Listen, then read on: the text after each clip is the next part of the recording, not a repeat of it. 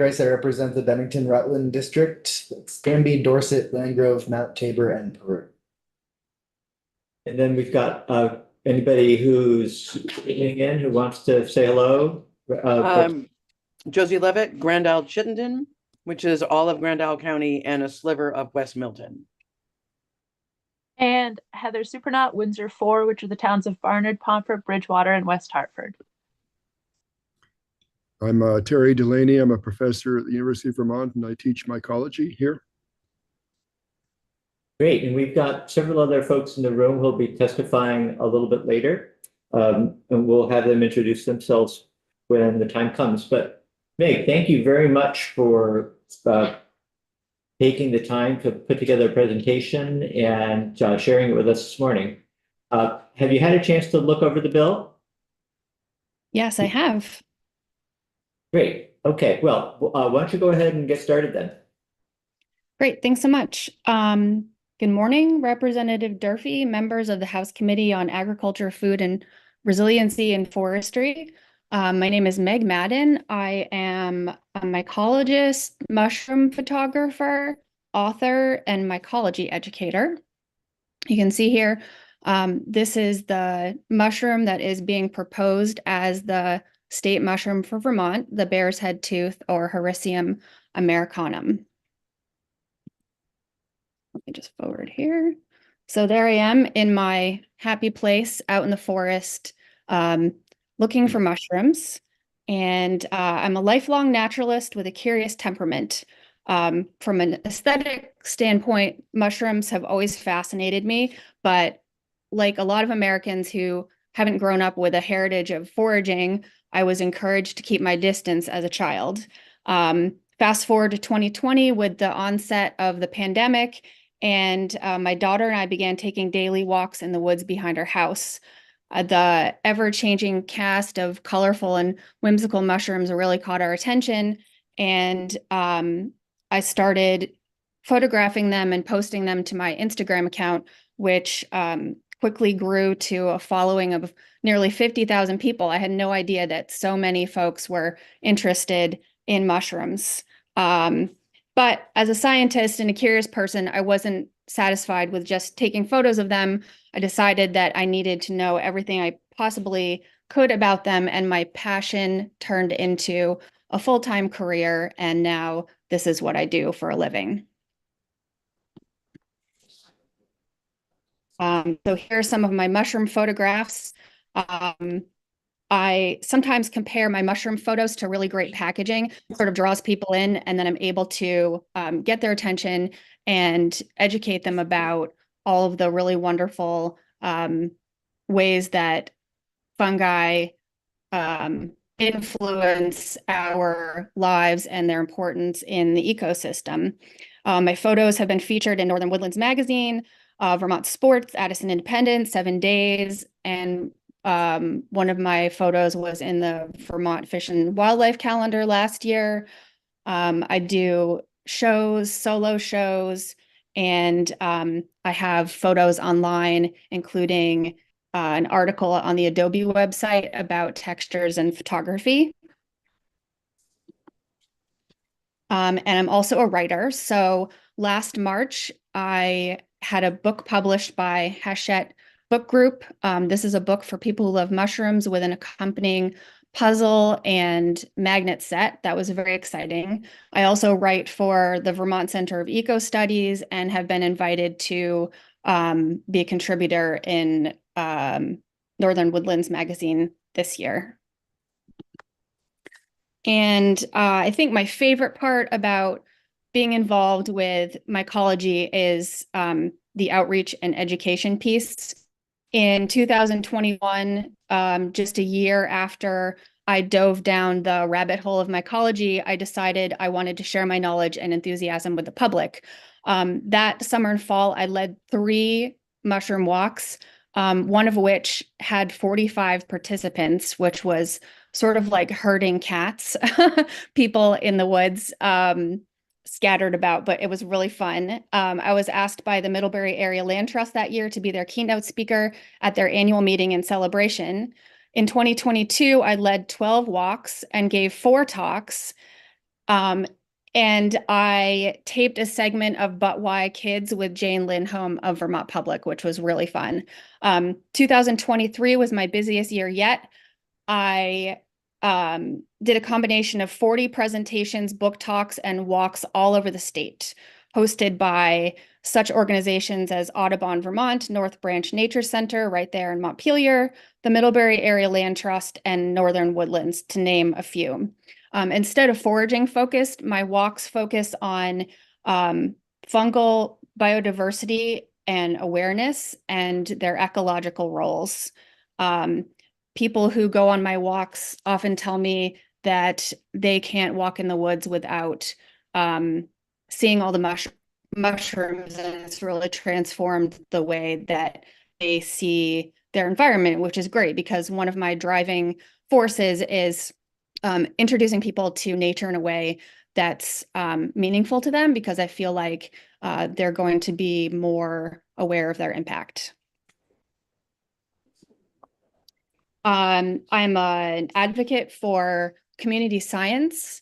iNaturalist is a crowdsourced system by which folks can go out into the world, take photos of organisms, upload them as observations on iNaturalist, and this is real science. So it's basically millions of people in the world contributing to scientific databases. And this information can be used to inform things like conservation efforts and funding. In 2022, I started the Fungi Vermont iNaturalist project, which started out as a project just for myself as a way to record my findings. I was spending a lot of time in the field documenting Vermont's fungal biodiversity, which is pretty vast. Here are a few stats about currently what we're looking at as a species count. Somewhere around 1,500 species have been documented in the state. That's over 81,000 observations by almost 8,000 people, which means that many people are out in the woods documenting all of this diversity. In March of 2022, I was invited to join a group of scientists and mycology advocates interested in forming a fungi-specific scientific advisory group to the Vermont Endangered Species Committee. In January 2023, the Endangered Species Committee voted in favor of the formation of Vermont's first official fungi scientific advisory group, which is very exciting. Up until the 1960s, fungi were lumped in with plants, and so a lot of the conservation language is around plants and mammals and not so much fungi. So there's a lot of work in the world being done to sort of change the language around fungi and recognize them as a separate kingdom and recognize their contributions to the Earth's biodiversity. So the little pink dots on the map on the left are the total number of fungi observed in Vermont on iNaturalist up until this point. So all those little bitty dots represent an actual mushroom in the world. And then just for fun, the map on the right shows all of the observations of bear's head tooth that have been observed in Vermont until this day. But I have to say that I have a feeling that a lot more have been observed because they're an edible mushroom. A lot of foragers are hesitant to pinpoint exactly where they're finding their treasures. So I have a feeling that they're being underrepresented on iNaturalist. So fungi are critical to the health of our planet. They are the glue that is holding everything together. They're decomposing organic matter, recycling nutrients back into the ecosystem for other organisms to use. These processes are critical to soil formation, forming nutrient-rich humus. Fungal mycelium helps to bind soil particles, preventing erosion and promoting water retention. Mycorrhizal fungi form symbiotic relationship with plants, aiding in nutrient absorption and access to water. It's thought that approximately 95% of plants rely on these symbiotic relationships with fungi, including our beloved sugar maple trees. Fungi are an important food source for a wide variety of organisms, and they can act as a biological control for natural pest control.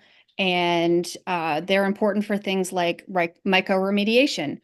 Mycoremediation is the use of fungi in cleaning up natural disasters such as oil spills, radiation leaks, and even heavy metals in the soil. There are even some fungi that can digest plastic. Oyster mushrooms, the common oyster mushroom that you find in the supermarket, actually can break down plastic. So they're being studied in ways that can help us reduce our impact on the planet. And then fungi contribute to the overall biodiversity of ecosystems, and their presence is indicative of ecological health. I just read some interesting facts about carbon storage. Recent studies suggest that fungi may store approximately a third of the carbon from fossil fuel emissions. And that means that's 13 gigatons of carbon worldwide, about 36% of yearly global emissions. And then fungi are not just useful as the mushrooms we eat, but microfungi such as yeast are used in making bread, wine and beer, the molds in cheese, and those responsible for fermentation processes, which produce foods such as soy sauce, pickles, and even chocolate. So we're using fungi in our everyday lives, whether we know it or not. One of the most important advancements in medicine was the discovery of penicillin as an antibiotic. And fungi continue to be studied for potential pharmaceutical applications. They're used in green packaging and building materials more and more. And companies are making fabric and leather from the mycelium of fungi. And they're even being used for green burial. So coffins made out of mycelium, which break down the body in an ecological fashion. We have a question here, Representative O'Brien, who joined us, but you can introduce yourself. Hi, Meg. I'm John O'Brien, representative for Royalton and Tunbridge. Just a quick question as you're speaking about fungi. Do they exist in freshwater and in the oceans? I think so. Yeah, they're present pretty much everywhere. Thank you. Sure. And so why should Vermont adopt a state mushroom? There are a lot of great reasons. There are a few states that have already adopted one, and I think it's a way for our state to celebrate its unique natural resources, promote environmental awareness, and engage its residents in educational and cultural activities. It offers educational opportunities, a platform for educational initiatives raising awareness about fungi, ecology, and the importance of biodiversity. It can raise conservation awareness, highlighting the importance of preserving natural habitats and ecosystems that support fungal diversity, contributing to broader conservation efforts. It can encourage responsible foraging and cultivation, promoting sustainable practices and environmental stewardship. Also fostering collaboration between mycologists, researchers, and local communities, creating opportunities for knowledge exchange and research. Community engagement. could provide a focal point for community events, festivals, or educational programs centered around the state mushroom, and could attract tourists, enthusiasts, researchers interested in mycology, potentially boosting tourism and related economic activities. And as an edible mushroom, it could promote local culinary traditions and the production of mushroom-related products. And then why bear's head tooth in particular? Well, bear's head tooth was first recognized as a distinct species in 1984. It doesn't mean that it didn't exist. It just means that that was when scientists said, hey, you know, this is a unique mushroom. The taxonomic genus name, Hericium, is Latin for hedgehog, which refers to its spiny texture, and the species name means American. The bear's head tooth is a native Vermonter. Its habitat is, we're basically at the center of its habitat. It's suited to cool weather and northeastern hardwood forests. Choosing a mushroom native to the region reflects the state's unique biodiversity. Bear's head tooth is often associated with older forests, emphasizing the importance of preserving mature ecosystems and promoting ecological awareness. Bear's head tooth is a coveted, delicious, edible mushroom. The photo in the center is a bear's head tooth mock crab cake, which I can testify is delicious. It's easy to identify for the novice forager. It has no toxic lookalikes, and it has a host of purported health benefits. So it supports cognitive health, enhances memory, concentration, and may have potential in treating neurodegenerative conditions such as Alzheimer's and dementia. It's great for nerve regeneration. It's anti-inflammatory, provides immune support, is antioxidant. So there's a lot of research being done into lion's mane and bear's head tooth and related mushrooms for their health benefits. As an economic, from an economic standpoint, native strains of bear's head tooth are adapted to our climate and tree species. They're available commercially for about 25 pounds. $25 buys 5 pounds of sawdust spawn, enough to inoculate 7 feet of logs, which can produce mushrooms for 3 to 5 years or more. So there's definitely potential for, cultivating this mushroom commercially here in Vermont. I was at Hannaford the other day and I saw some Maine grown mushrooms that were going for $22 a pound. And then lastly, they are unique and beautiful. When I'm out in the woods on a walk with folks, they're a showstopper. People take out their iPhones or whatever they have with them to take photos of them because they're just a very unique looking mushroom. And I think it is the perfect candidate for Vermont's state mushroom. And that is the end of my presentation. Wonderful. Thank you very much, Meg. Well, if you have time for a few questions. Absolutely. Okay, Representative Templeman. Hi, I've got 2 series of questions. The first one regarding bear's tooth and some questions that came up yesterday around, I guess, fungus reproduction and spread. So a question came up whether or not this is a native species of Vermont fungi. And this has been something as a forager that has been racking my brain for years.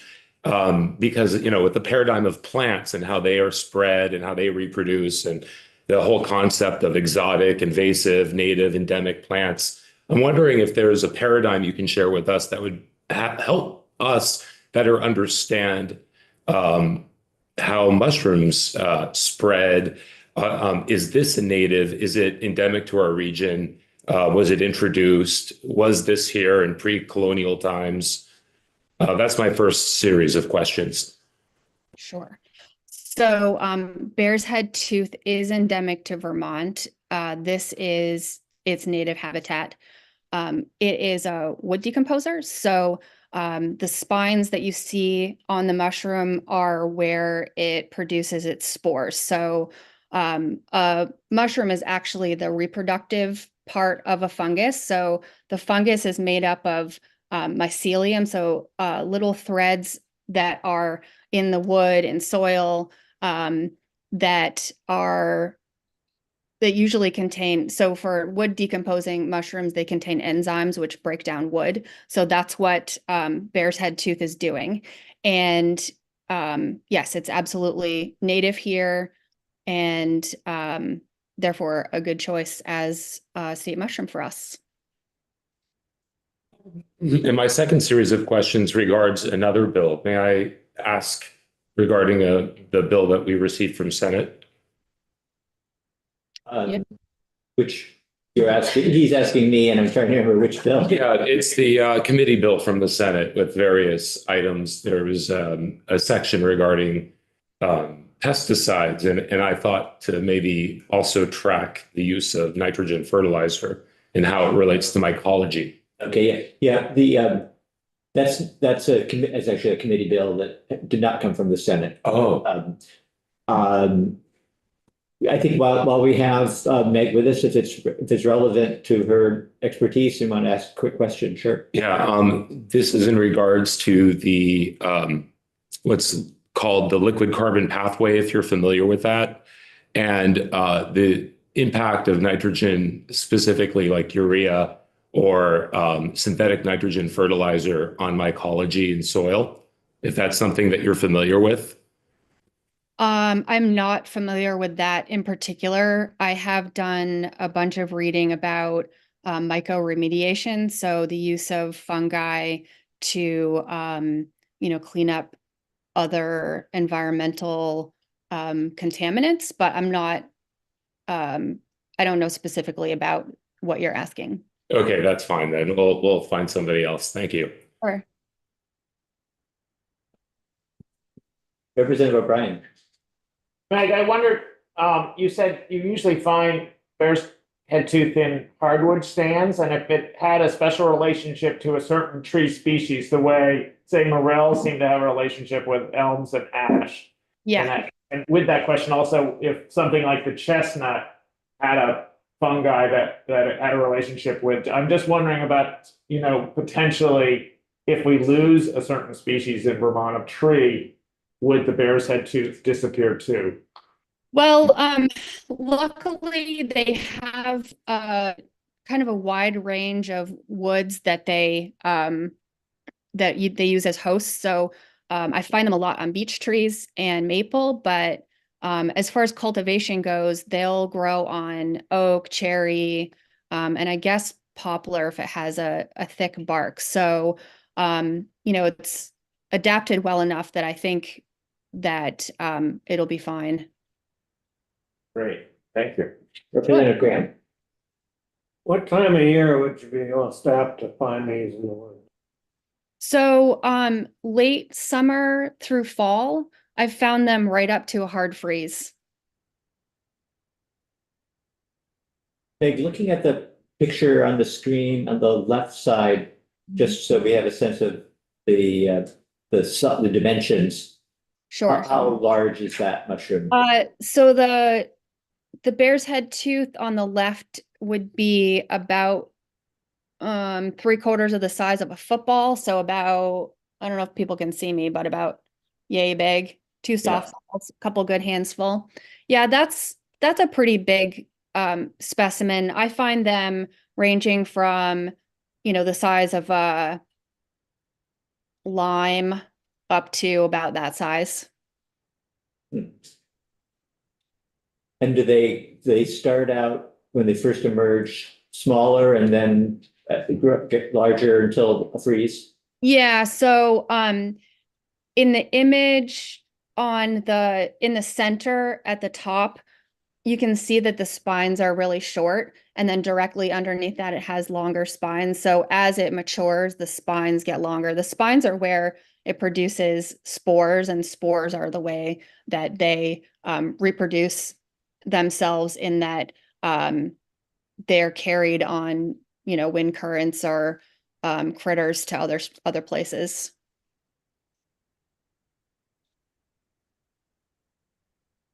Let's take one more question and then we've got other witnesses. So Representative O'Brien.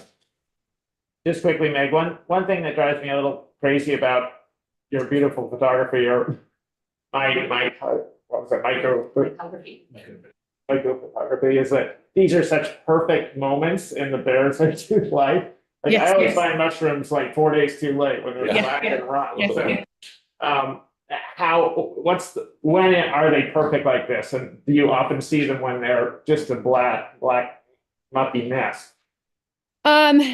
Anytime when they've really started to make those spines. If I find one in the woods and it's close enough by, and I think that somebody else isn't going to get it before me, I'll leave it for a few more days to let it mature. But, I've certainly found I spend a lot of time in the woods. I do a lot of field work, and I come across quite a few mushrooms that are not photo worthy, including bear's head tooth. But, at that point, they're going to become soil or food for something else. Do any animals eat these? Yeah. Usually I find slugs and snails really enjoy them. I'm not sure about other mammals, but squirrels in particular are known to stash mushrooms for later use. That's funny. Meg, we may be asked whether we as a committee, as we're considering this bill, may be asked whether we considered other mushrooms for the to be the state symbol. It would be quite an honor if this mushroom is chosen. And I know you've endorsed this selection, but is there anything else you'd like to say about why this mushroom might stand ahead of others? And if there isn't, that's fine too. Well, as I said before, I think that because it's endemic to Vermont, this is the perfect habitat for it. That makes it a really good choice. It's easy to identify. It's pretty outstanding looking, and I can't think of anything other than this that would make a better candidate. So I think it's a pretty dynamic choice. Great.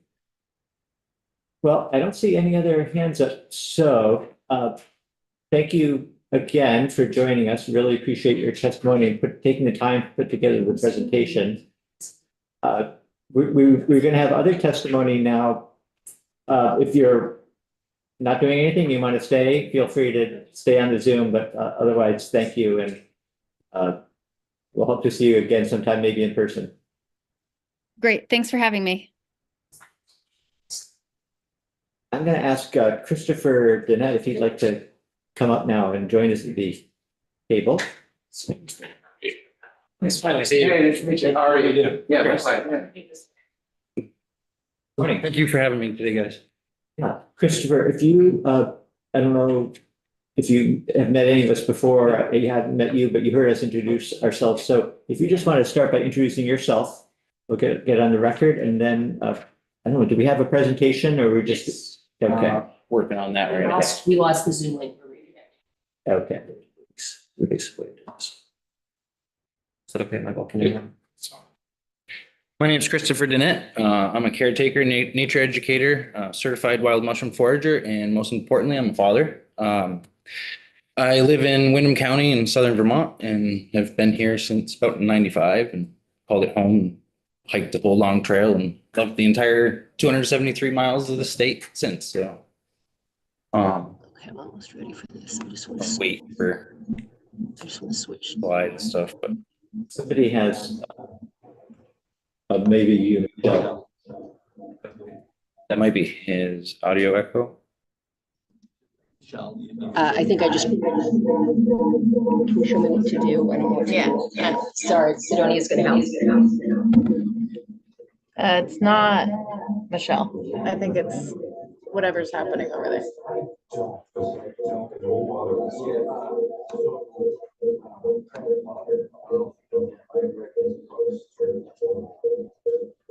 Is that sharing the screen now?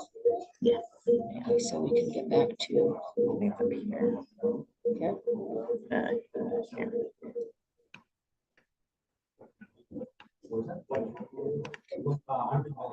And then slideshow probably, right? Yeah.